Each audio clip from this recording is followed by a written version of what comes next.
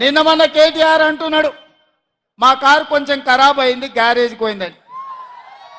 అరే పిల్లగా, నీ కారు ఖరాబు కాలే, నీ కారు ఇంజను అనుము చెడ్డది, ఇంకా మళ్ళా రాదు.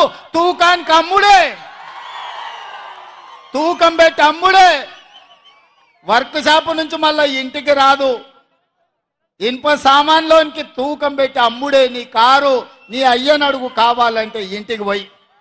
నీ కారే కాదు, నీ అయ్య ఆరోగ్యం కూడా అనుంచెడ్డది. ఎందుకంటే 7 తారీఖు నాడు ప్రమాణ స్వీకారం ఉంటే ఆయననే నీ అయ్య బోర్ల పడ్డాడు, బొక్కలు ఇరిగిన ఇయ్యాలటికి నడవలేకపోతుంది. మొన్న జరిగిన ఎన్నికల్లో ప్రజలు కారును బండకేసి కొట్టిండ్రు, 100 మీటర్ల గోతి తీసి పాతి పెట్టిర్రు. ఇంకా కూడా ఆయన పొంకనాలు కొడుతున్నాడు.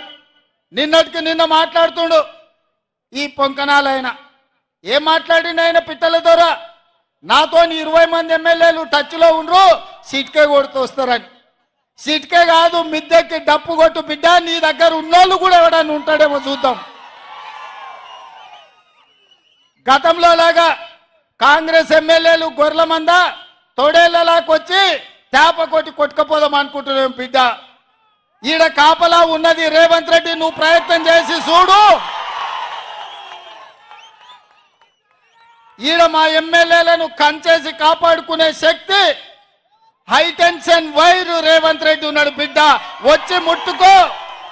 కరెంటు తీగ మీద కాకి కరెంటు కొడితే ఎట్లా కర్రెగా సస్తదో, నువ్వు కాంగ్రెస్ వైపు చూస్తే నీ సంగతి గట్లనే అవుతుంది.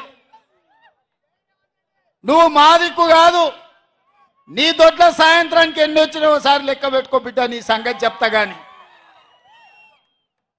100 రోజులు కాలే, 100 రోజుల్లో ఆడబిడ్డలకు ఆర్టీసీలో బస్సు ఉచితంగా ఇచ్చినాం.